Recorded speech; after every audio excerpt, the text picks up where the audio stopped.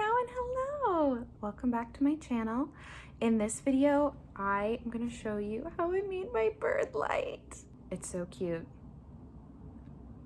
Birds, you know?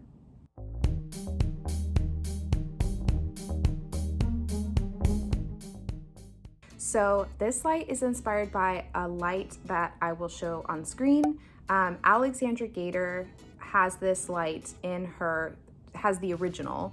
And the original light is no longer made, but the artist still makes versions of that light, but they average like $400, $500. I've always thought they were so pretty and cool. And Alexandra actually made a DIY version for her office space, which is awesome because I've always wanted to make my own version of it. But the version that she made is just one tier. And what I really like about the original light is it's 2 tiers. And I just think it adds to the enchantment, you know?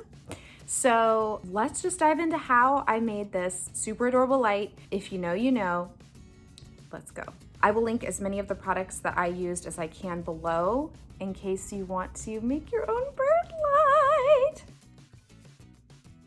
You can make your own wire rings. So I just used sculpting wire that I got at Michael's. I got 2 packs for a total of $10, and I was able to make the lampshade rings I needed for both of the drums, which I think is pretty good, $10 for all of that. I will say that because you're not using like welded rings, you want to find a wire that's malleable enough that you can actually work with it, but it's thick enough to be able to hold the structure of the drum. And then in terms of the top, where the light kit is going to attach, I would recommend, my dad actually ended up helping me with this, to get those wires that connect to the light kit as straight as you can and just take out as much slack as you can. That's just gonna prevent it from pulling up too much when you hang the light fixture. So that still happened to mine a little bit. I don't know if I'm really gonna be able to do anything about that. I think that's just a product of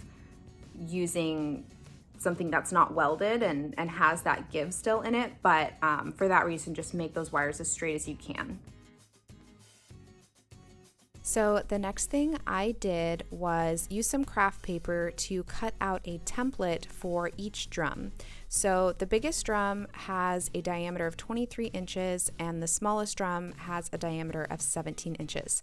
So I used a good old geometry formula that you can apply it later in life to calculate the circumference of each circle. So that's the number of inches I used to cut out the template with the paper. And then I just taped that to the floor and then used some heavy objects to hold down the mesh while I cut it out. And of course, Juniper helped me throughout the process, as always. Such a little helper. So in order to cut the mesh, in Alexandra's video, she encouraged a 2-person approach where someone is pulling the mesh apart while someone else is cutting through it. And I actually found it was much easier and totally doable with one person to just cut the edge of each square and then pull it off at the end. So that way you're not pulling it apart.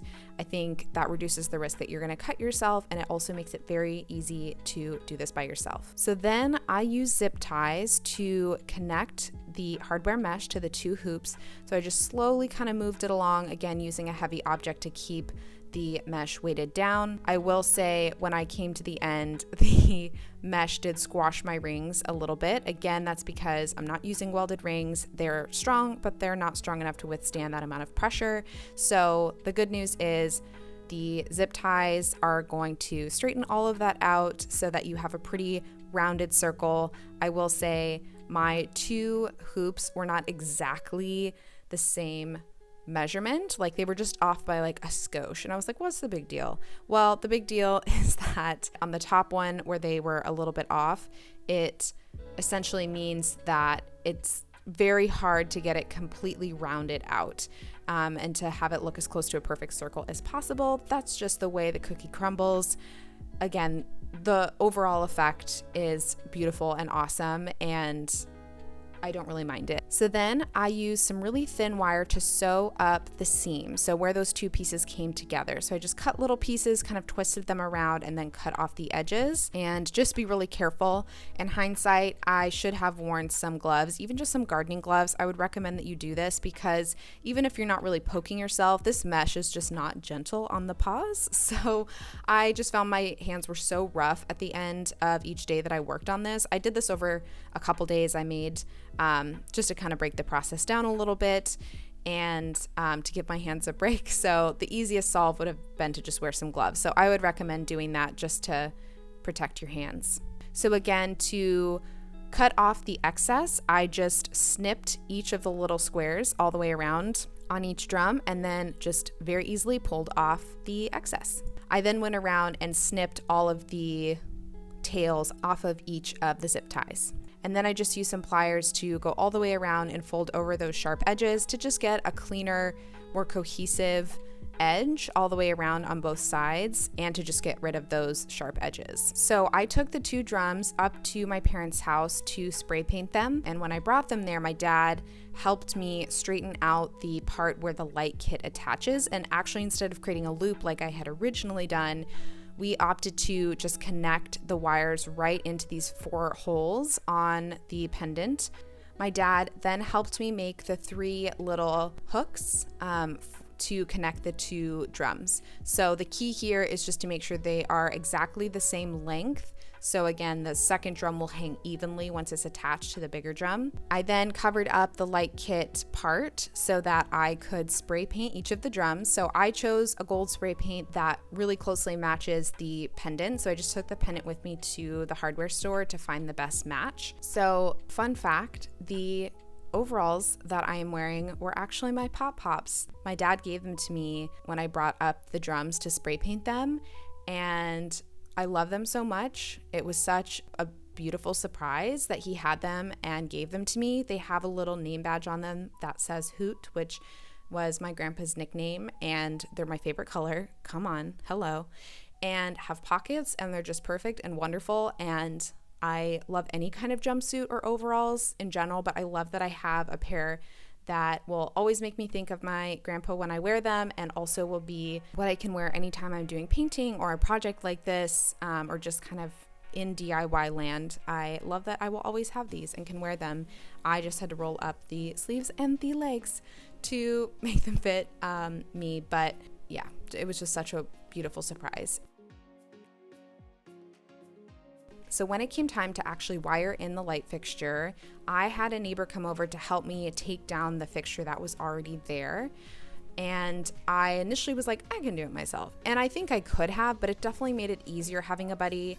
And this was also the first time that I was swapping out a light fixture. So I think if that is also the case for you, the buddy system is your friend. So when I got down to the wiring, I called my dad and he talked me through all of the steps to disconnect the existing wiring and the fixture safely. The first and most important thing, of course, before you do anything with electrical, lighting, anything, is to cut all of the power. So I opted to just go to my breaker and turn off all of the power in the apartment just because I felt more comfortable that way. I don't think there's any harm in doing that, but if you know exactly which switch is connected to the light that you are changing out, feel free to just, turn that one off, but I just felt safer cutting all the power. So then at that point, he just talked me through exactly how to connect the pendant and the new wires to the wiring in the ceiling. The pendant light kit from IKEA comes with everything you need to do this. I then connected the second tier on with those 3 hooks and went about putting in the birds and the branches.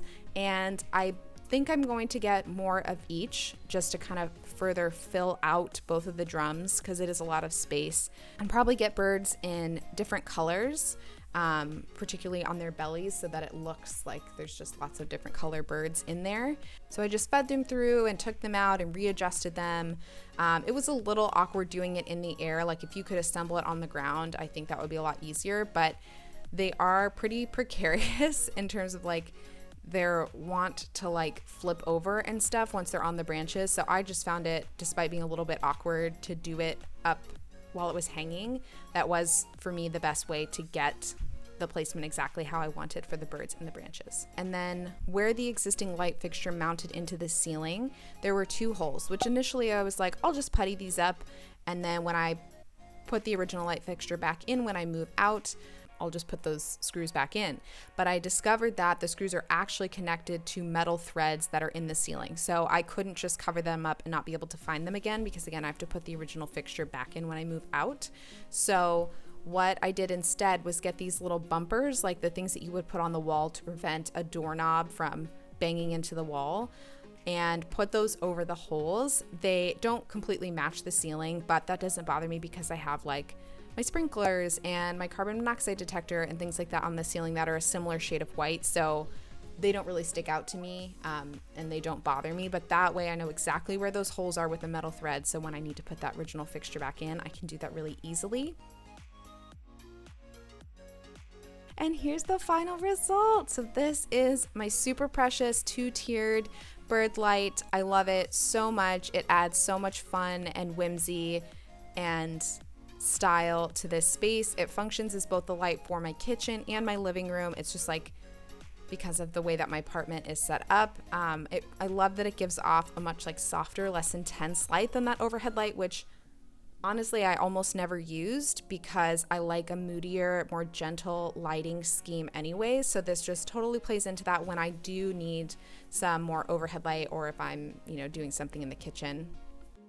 Thank you so much for spending some time with me and following the journey of my bird light creation. The reveal of that special cool thing that I mentioned in my last video is still coming. Get pumped.